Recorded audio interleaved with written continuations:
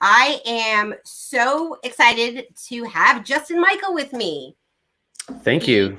Yeah, Great to be here. I mean, it's we had this scheduled a while back and we had to reschedule, and just so excited to have you here. But that back then we were going to talk about the manifesto that you wrote and why you wrote a manifesto. But now you've got a new book coming out, which I think is amazing for anyone who is joining us on LinkedIn or YouTube. Go ahead and if you have any questions, go ahead and ask them, or let us know where you're coming from. Love to just have some interaction. But Justin, so happy. Thank you for having me. Today is actually the international release of my book. And this is not my book. But if you wonder if you're going to become an author, I read like a fiend. Like I don't know. Some people watch Netflix, and I do too, sometimes too, I'll admit. But I love to read everything. So when they reissue this as a movie, I go buy the book and I have to like reread it because it's classic. And sci-fi has had a huge influence in my work. I mean, my fans send me weird things, wood carving. I mean, clearly someone has some time. They sent me this one. Well, that's awesome. It's because you've built up a large following. You've got like 42,000 people on LinkedIn, but all these other places. And what I find so interesting about you is that you just always take it a level deeper, and that it looks like my internet connection is spinning there. You're back. You seem to be everywhere, which I think is pretty cool and amazing. So, I mean, how do you do it all? You mentioned at one point that that you spend very few hours sleeping, and that you work, especially working on the book. And as someone who's also working on a book, right? How do you do that? How do you find it? It's so interesting because I always had an ultra high work ethic. I was kind of born that way. When I was 5 years old, my mom would look and I would have my sock drawer organized by like color and style. And I would do these book reports when I was 10. So I was super into science fiction as a kid. I actually met Ray Bradbury, who wrote Fahrenheit 451. I met him at the Earthling bookstore when I was 10 and got a signed copy. And so I was reading Philip K. Dick and Isaac Asimov and Lord of the Rings and all this stuff when I was, 10, 11, 12. I was the kind of kid that I'd go home on the weekend. I'd start reading on Friday night. I'd just read until Monday and school began. So I was deep on reading. And then later in my life, I would have times where I would just read for an entire week. I'd sit down and from dusk till dawn, I would just read. So I never thought like I'd be an author, but from the age of 10, they said, you're going to be an author. And I was like, nah. And so I literally waited 30 years until I started to write. And so first I started to ghostwrite and do a lot of blogs and posts. And I started to collaborate with Tony Hughes because I thought he was teaching me this awesome strategic selling, and I was reading all these old books and my sales kept improving. And then I started to do a bunch of blogs, and LinkedIn came out, and it was sort of a match made in heaven because I could atomize it. I mean, I don't know. I don't know where I find the time. I mean, it's like, in some ways it's a healthy thing, but in some ways it's sort of this weird energy that I just always have something to say. So I have to actually meter myself and stop on these interviews because I just talk the whole time. So sorry about that. No, it's okay. So you read a lot. I actually, while I don't read a lot, I listen to a lot of books. Like I listen to audiobooks all the time. And the best ones, basically, I buy so that I can outline all the special parts that I want to remember. So now I've purchased it twice. So I think that's really interesting. And, I get it. I have one of those minds that always sort of is turning. It's pretty common for me to be sending myself voice notes and things like that of all the things that are going on. But so tell me about the book. Tell me about tech-powered sales and what it's all about and what it means. Yeah. So I read Predictable Revenue in 2001. Yeah.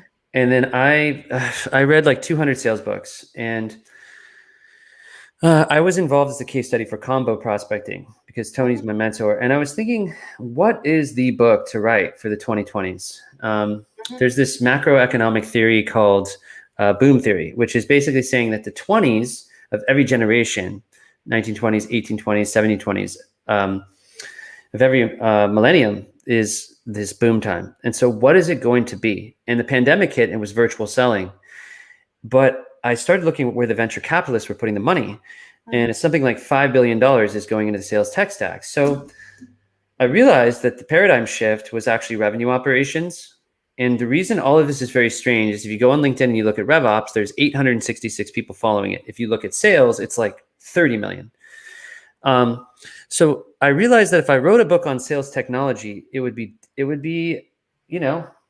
out of publication. Like one of my favorite books is Hacking Sales by Max Altshuler, and he did Sales Hacker, and he's extended the book into the blog, into the brand. He's done a great job. I encourage him to revise it because the same thing's going to happen to mine. I have, all these tools. Like if Outreach gets acquired or Zoom Info turns into another name, it's all going to be stale in 5 years. So I realized that problem. And so I decided to write a book about technology quotient, which is I needed to come up with some kind of psychological mechanism for learning technology and for keeping ahead of it that would supersede the work. So like imagine sitting and saying, I want to write a book about sales tech that won't be stale in 2030.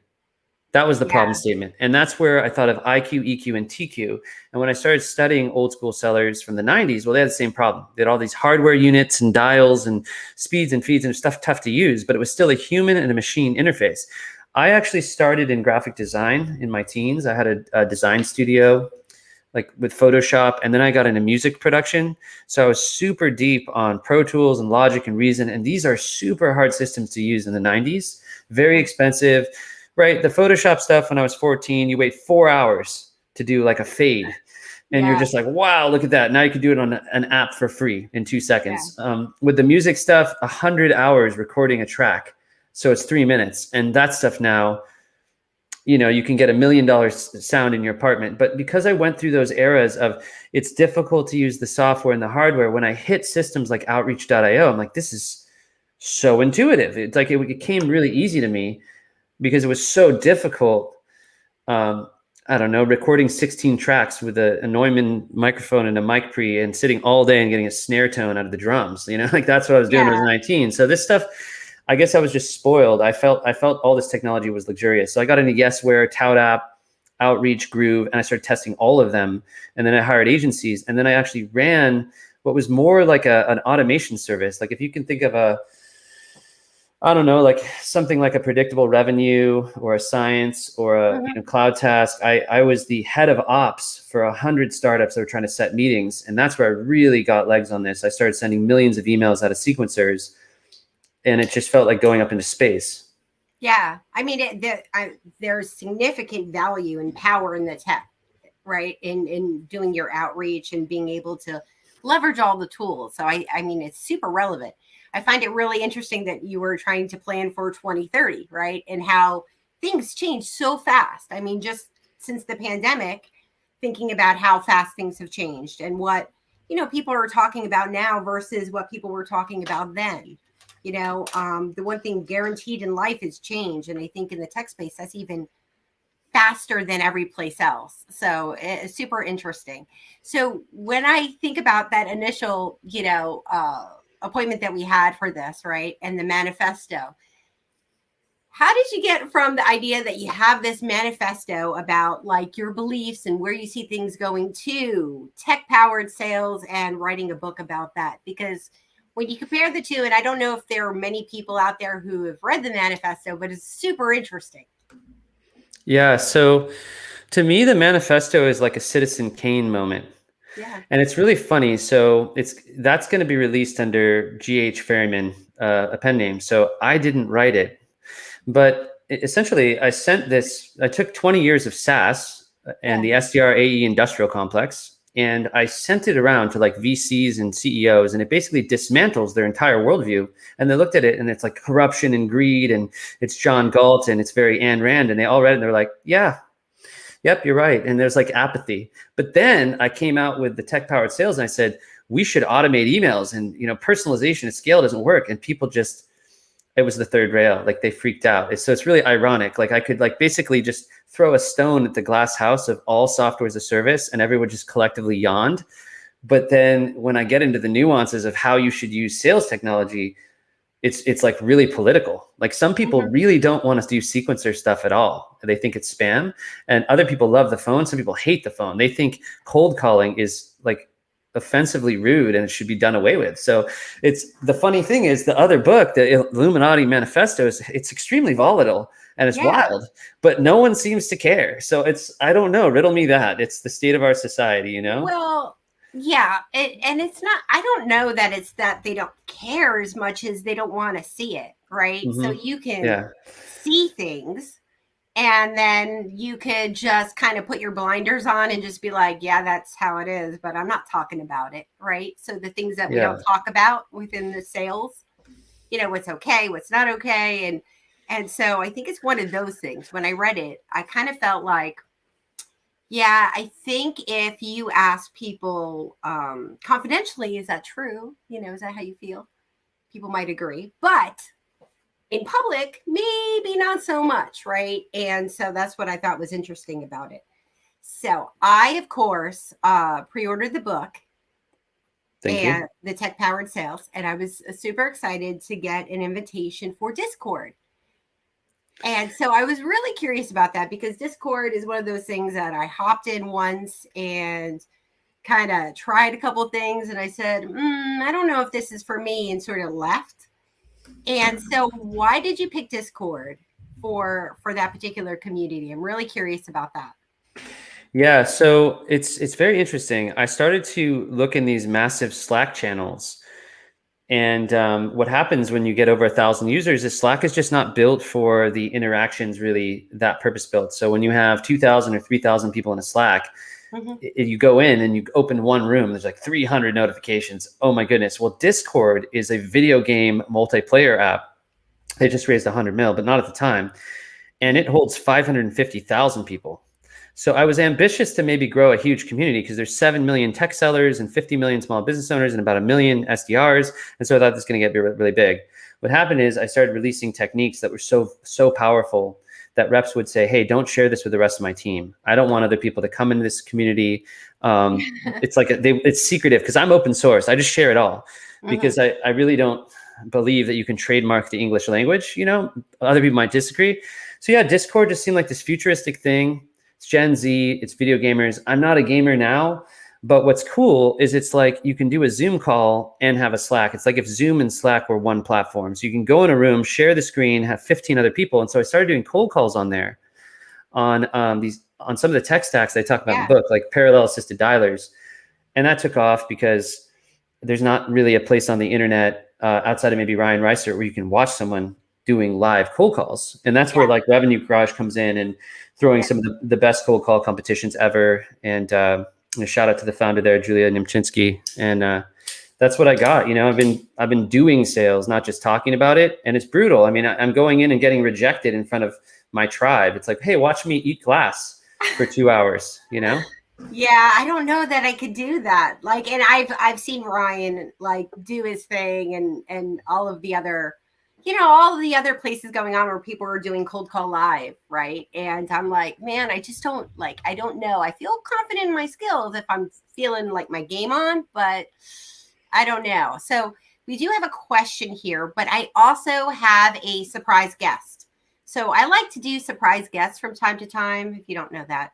That's Justin, totally cool. but I don't know the format. Is it like this is your life? It's gonna be my 5th grade teacher. Sometimes I have a surprise guest, and I decided I should have a surprise guest this time. So we've got Mark joining us. Mark Mack, my brother. What's going on? He has joined me on LinkedIn Live before, and has been telling me how awesome and great you are, and Salesforce is forever.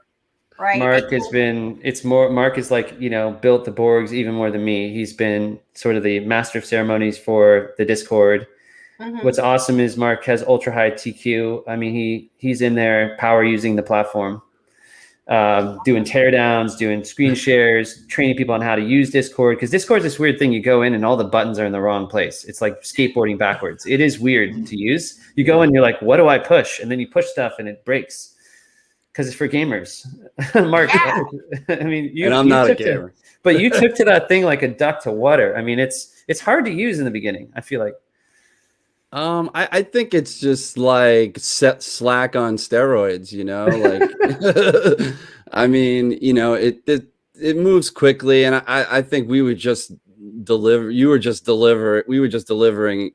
such powerful information that people are like, wait, I missed it. Can you videotape that? You know, like, Yeah. so, so that's the only difference.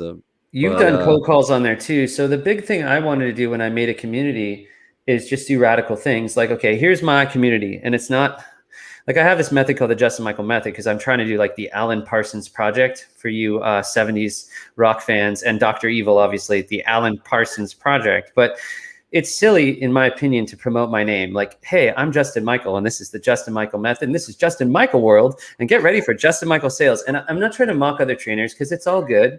But for me, it feels like a cult of personality. So when I heard Salesborgs, there was this other trainer who kind of did Salesborgs, and it was kind of like the cool kid, like I'd been stuffed in a locker. And I was like, okay, I need to like embrace the tech nerds, and we need to all go over here to this weird Discord place and just do our own thing. Absolutely. And that's what we've done. It's become very cool, because it's a seller and a cyborg. And like, it's Mark Mack's room. He's doing the teardowns. He's teaching his techniques. They're not even my techniques. He's on the phone. He's collecting people. I'm not restricting that, regulating. Like Josh Braun's on my platform. Kevin Dorsey comes in. Aaron Ross comes in. People sell other courses because that's in the interest of the user, not just to sell only my book or drone on about my thing. And so it's a very like, I learned this from Radiohead. Like, and you know, I used to work for Sean Parker. I watched the battles of Napster, and you'd have like Lars Ulrich from Metallica. The guy's worth like $20 million, and he's up in arms. I mean, I get that. I'm not saying I'm for music piracy, but by giving away the knowledge, right, it's pretty powerful. I don't know, Mark, what do you think? I mean, that's how you build on the value. Yeah. I mean, I'm a point in question. I mean, like I'm an example. I honestly, I powered the last 3 weeks using the methodology, using visuals, using all of the different techniques I've learned over the last couple of years, over my lifetime, and cracked the top 12. I got 2 meetings going down with the top 12 prospects. I mean, I can't be any happier than that. And I didn't talk to any one of them. They all came through the email campaigning, and maybe it was on, you know, the triples on top of it, the LinkedIn, and the just that, you know, psychological thing that it creates. Like when you touch people as many times in a row, and you give them different things to bite into, it's just amazing what happens. And I'm so happy with what's been going on. Thanks, you know, Mark. I'm so excited for the book. I was listening to it right before I came in. It was brutal recording it. So let's take Catherine's question real quick. What do you think is the deepest reason why people have such strong reactions? I've only seen a few posts in Salesborgs, but there are some strong emotions. And I think, personally, I think it goes back to the value in what you're doing out there. But what do you think? So there is only one community on Reddit for sales. It's called r/sales. I'm 41. I can't say it was lit or fire. Like I'm not cool. I don't know how to use Reddit. I have no idea. I'm not even on these platforms. Like the crew is, like the Salesborgs themselves, but they put the open source guides up there. And what you find if you go look at Reddit sales is you see SDRs are downtrodden. Their quotas are getting changed without them looking at it. They just hit their number. They change the number. They're getting fired for no reason. It's a downtrodden class. And so I have represented their voice, and I've given them a place to say, hey, this is wrong. Or, you know, look at Mark, what he does. He's an independent consultant for multiple companies. Now that's empowering. So if someone's starting out, they feel like they have to work for the man, right?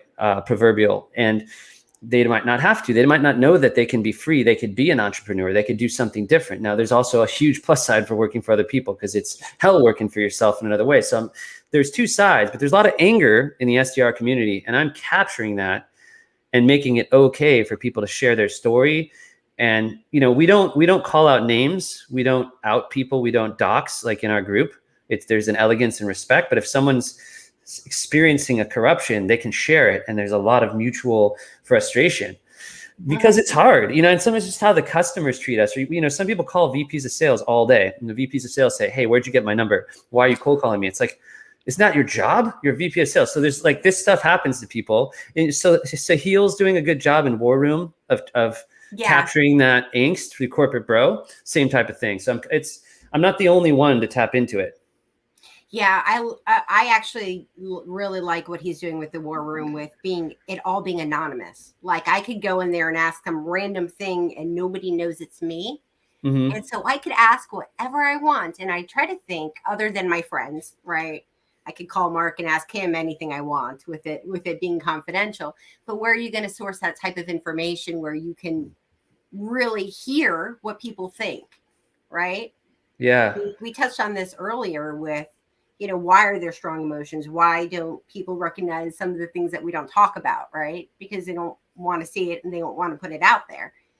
So I think that's interesting. I mean, I look at everything I'm doing in the systems as a pattern interrupt.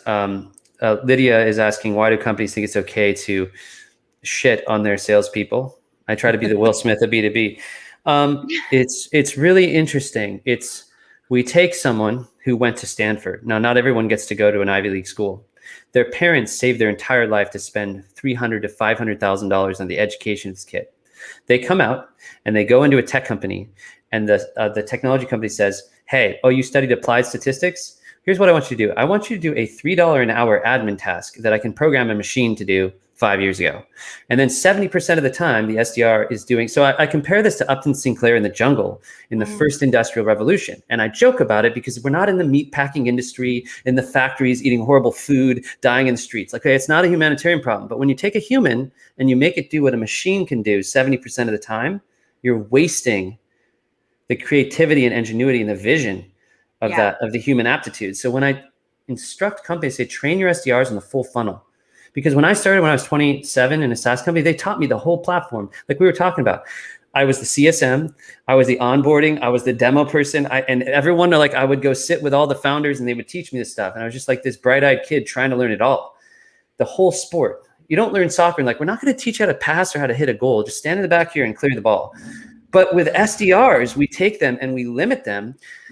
And that's why I like rotational programs. And it's like, we're going to get you into this SDR role and specialize you, but we're going to teach you the craft and have an AE acceleration or have a path forward for you.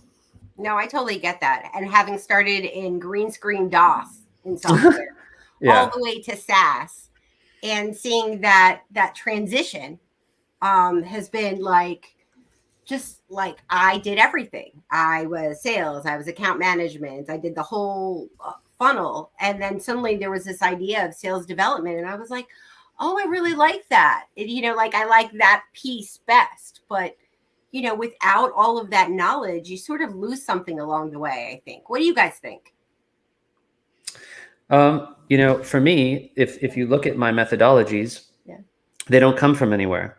But it's because I spent a lot of time with Miller Hyman, Challenger, Spin, Taz, RSVP, Curiosity Selling, Barry Ryan, looking back at the greats who built these systems for big hardware.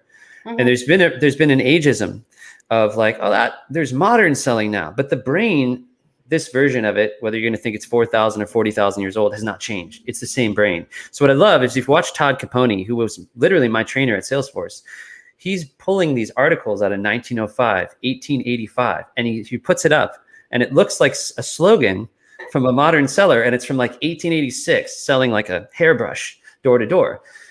And so, the secrets to human behavior is studying the mind, neuroscience, psychology, persuasion, master that. And then you think, well, I'm sending someone a very long email. It's very detailed and very personalized. That shows that I'm trying really hard and it might be a scam. What if I send a text message, something short? And if you communicate with C-levels a lot, none of them write long, missives or expository, unless they have like a huge idea and they're communicating internally, but they really don't do that with their partners and the vendors they're already working with. So why are you selling in a way that it sounds more like the IRS or some college course?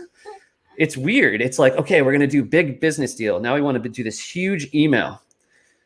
But then when you have the client, you're just like, hey, can we meet Friday? How's the program working? So yes, Todd Capone is brilliant and nerdy in the best way. He'll admit it. He loves to research. He loves to turn the computer off and like go to the library. That's what reps should be doing right now.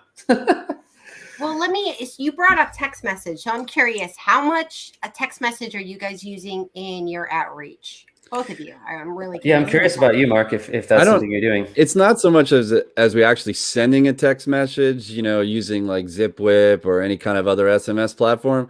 It's more like my emails look like an SMS, look like a text message, like there's maybe there's some off you know, like there's no like punctuation, you know, like I'll put a hyphen instead of like a period, you know, and like I'll use, like we talked about a couple of nights ago, again, when I write thanks, it's like I'll write it like I would normally write it, where the H is actually capital, like accidentally, but because I just do that, so I just leave it. Like I don't necessarily fix it. Like I'll admit, several years back, I probably was writing much longer emails and maybe making sure it looked perfect. My wife used to come to me like for reports and like resumes and stuff, and I used to make it look perfect. And you know what sells now is non-grammatically correct stuff, and you know, misspellings, and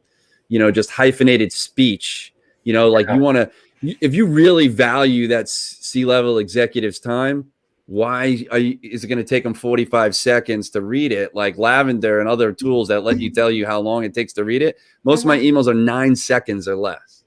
And if you can read something in 9 seconds, like a text message, you're going to more than likely respond to that faster than a elongated one. Well, as long as it's relevant, right? So of course. I think that key thing is the relevancy. Is that what you would say as well?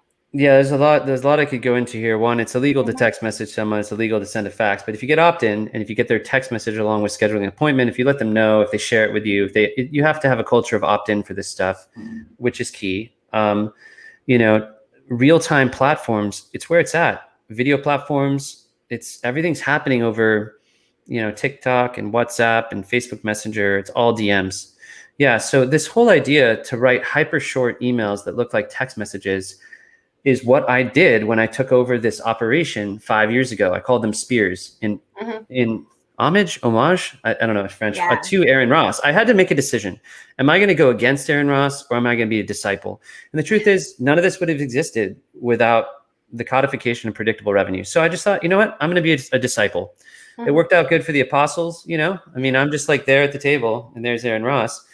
But, you know, all I can think of is, where can I take the model? So you look at the Model T, and then you look at the humans making the car, and now you look at the robots on the assembly line assembling the car, and now you look at the humans programming the robots, watchers watching the watchers, watching the watchers. How far can it go?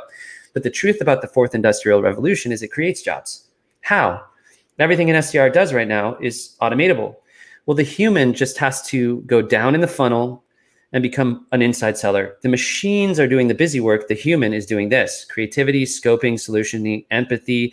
You know, that stuff could be programmed, but when you have an artificial intelligence do a painting, it's weird. It's sterile. When they do recipes, there's like, you know, fairy tales they've written, stories, and it comes out with this weird alien sterility, because the human mind has this strange popular culture and nostalgia. There's things that we do mentally that make us human that a machine, like it's like Data on Star Trek. He's just sort of flat. Yeah. You can't bond with him. So that's the piece that we all need to be focusing on, is getting better as business people. So how can you become a better salesperson? Read newspapers, read biographies, study business models, study business, so that when you finally do get in front of the human, you have something to say. Right. Yeah. And I mean, you just explained the very reason why I wanted you to join me on Sales and Leadership with Heart, right? Because it's all about what makes us human. That's going to stand out. All of the tools give us the tools to superpower the results. But at the end of the day, it's what's human about us that I think makes the difference. Yeah, I always call this the Tiger Woods problem. It's like, you give me Tiger Woods clothes, you give me his clubs, and you put me on a golf course. I don't golf. I'm a decent caddy. I'm just going to slice into the trees faster. There's no improvement to my golf game with the best gear. But if I'm actively working on my golf game and in putting in that 10,000 hours toward mastery, and I improve my equipment, that's where I'm going to have a competitive advantage. It's the same with sales. We're giving these sellers all this tooling and being like, okay, and then you have the ROI from the vendor. But until we go in and we improve the sport and their ability, right, their actual underlying skill to communicate, we're just amplifying, we're amplifying garbage in a sense. Yeah. Garbage in, garbage out. Yeah, no. That's why the front line should be the more talented, you know, the more experienced, maybe. At least that's in my opinion. I like doing it because people say, like, always say like, oh, you make cold calls. I go, no, I make unique calls that I turn from cold to warm within 5 seconds, because that's what you're supposed to do. And like, it's not cold. If you think it's cold, it's going to be cold, and you just have to have the mindset that, yes, you are potentially bothering that person. I don't think calling's dead. I'm just coming off of what she just said about email. Email's not dead. I mean, you have to have an omni-channel approach. And, that's the strength, I think, that you've built, especially with the Borgs and stuff, is everyone's just trying all kinds of things. And you have to, no matter what, because you don't know what's going to resonate with one person versus the next person in the same persona. Mm-hmm. So. Oh, and that's the value of testing. So, yeah. I mean, okay. So it's fun. Lydia says, not much different than back in the olden days when it was, here's your desk, your phone, now go to work. I mean, I would say it's very different in regards to the technology that's available to you, right? I was a weird rep. So when I was 21, I got on a telemarketing phone, and there's 10,000 reps, and these 5 guys were always going to Vegas. Yep. And they could have been gals, it could have been anyone, but it just happened to be these 5 dudes, and they go to Vegas. They work 2 days a week, and they make like $9,000. I was like, what are they doing? They got up at 3 a.m. every morning. Okay, so I started getting up at 3 a.m. I sit next to their desks. I wouldn't even able to get available. They wouldn't even give me a seat. So I'd get there in the morning just to watch them, to wait to see if I could get a phone. I had to wait to get on the cold calls in a queue. I'm waiting for my chance to cold call. That's how crazy this used to be before the internet. Now, we were selling packets of information that are now free for like real estate, auctions, all this stuff that was cool, like Miami Vice. So I went in there, I emulated them, I got my seat, and then I became top 5 in the company on my first week. And when I was 21 and I made $9,000 in 1 week, it was amazing money. I spent it the next day on a recording studio. I was 21. I had no idea how any of this worked. Later on, though, I emulated this at Salesforce. I sat with the top people at LinkedIn. There was the biggest deal in company history. I'm in Chicago. I'm like, I need to sit down. I go, this back room, meet with the guy who did the biggest deal of all time in LinkedIn, and asked him his favorite sales book. He pulls it out, and it's my favorite sales book. It's a book called Mastering the Complex Sale by Jeff Tull. It's in every airport. This guy in Chicago, he's awesome. It's an amazing book. It's called Diagnostic Business Development. But I was always obsessed in like, what is the top person actually doing? Let me look at your scripts. Let me look at what you're sending. When I worked at LinkedIn, I went to the top sales development rep in the whole floor of the Empire State Building, sat with him for a day, watched him for hours. Wow. The GM, the top GM I ever had, worked with him 3 times. He put up multiple 7-figure deals all the time. Came in, he was a boxer, combo prospecting, the boxing, and I studied. So maybe the gift is that I can look at someone and write it down. So I don't know how much of it is mine, because I'm an amalgamator, but because I come from music, right? It's not like, well, you're going to learn Stevie Ray Vaughan, but don't play Jimi Hendrix. I mean, don't touch that. No Eric Clapton, just Stevie Ray Vaughan, right? I think just like everything else, you take what you get from it, right? You go to try it, you test it, you figure out what works for you, and then that's yours, right? And then you try the next new thing. And I mean, I've read a lot of sales books over my career as well. And I've had a lot of sales trainers. So I've always taken what I want. Okay, so I've tried all these things. This worked, that worked, that worked. I'll take those, leave the rest, and then move on to the next thing. And I think and then constantly be testing, because just because it works on one market does not mean it works on another market. Just like on SMB, what's going to work is not going to be the same as enterprise. And what's going to work on, CIOs is not the same thing at all that's going to work on CROs, right? Nope. And so really developing the different ways to test the markets, I think, is the important part. And yeah, maybe something will work on one person and not work on the other, but it's always adapting, I think, is important. What do you think? Yeah, so time. Wow. Yeah, I know we've gone a little long. It's fun. A/B testing is something. So it turns out that what I actually sold from about 2007 on was mobile advertising technology and mobile marketing technology. Everything that I sold was coming out of smartphones, right? Mm-hmm. And because of that, the whole concept of advertising at scale is you're running massive A/B tests. If you're going to go spend millions of dollars on Facebook, there's a lot of risk. And so the platforms have a lot more automation. There's a lot more machine learning, predictive analytics. I mean, some of these marketing platforms coming out of Tel Aviv are so far beyond the pale of what sales technology can do. It's like 10 years ahead. It's like when you go to Asia and you look at their VR or their chat platforms or their, some of these enabling technologies, it's just farther ahead. and the adoption of it into culture. So when I came back into sales tooling, I'm really excited about what the sales engagement platforms are building.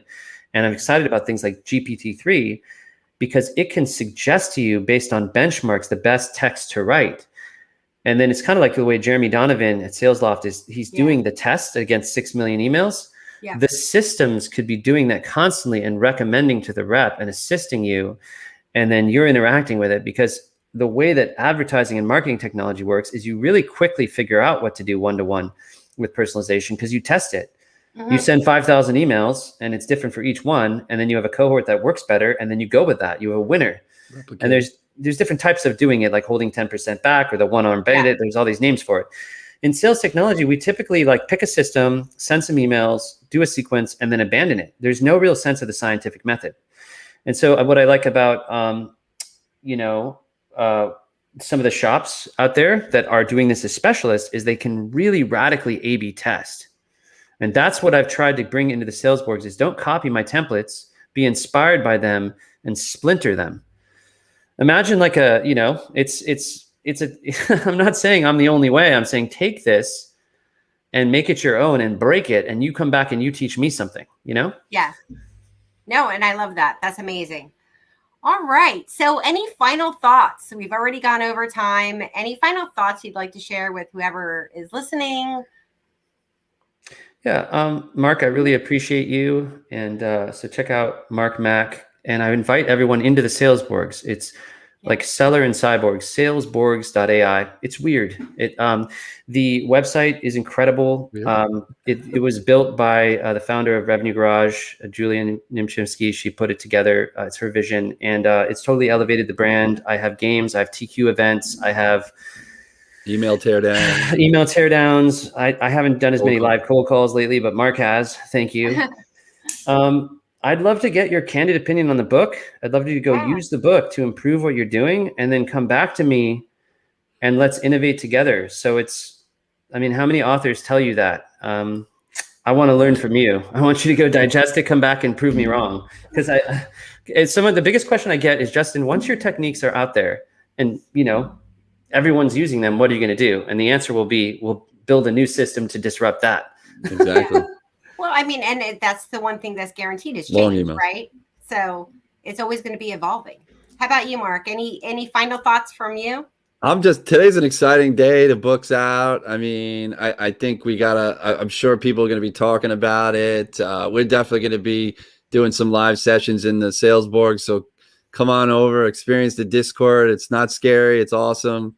And man, thanks for having me, Jen, of course. Great seeing you, Justin.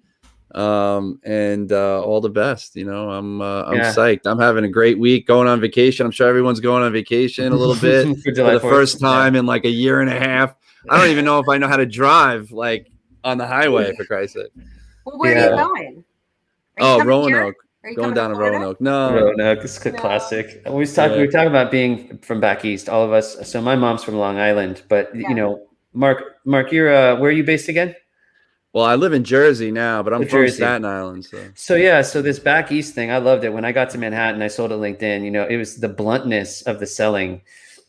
With my mom being from Long Island, it was easier for me. In California, right? You get you don't know exactly what the prospect is saying. In New York, they just tell you straight out what's going on. It's a straight shooter. But I don't know, Mark, if that's part of your success. Is just the brevity of just getting right to the point. But I just want to thank everyone on this call. Please check out the book and slash it, give it a 3-star review, rip it to shreds. I want the truth. I can handle it. Oh, I love that you can handle the truth. I'm gonna be writing notes now since I know that you can handle it. That's so awesome. It makes me think of that Jack Nicholson moment. You can't handle the truth. You can't handle the truth.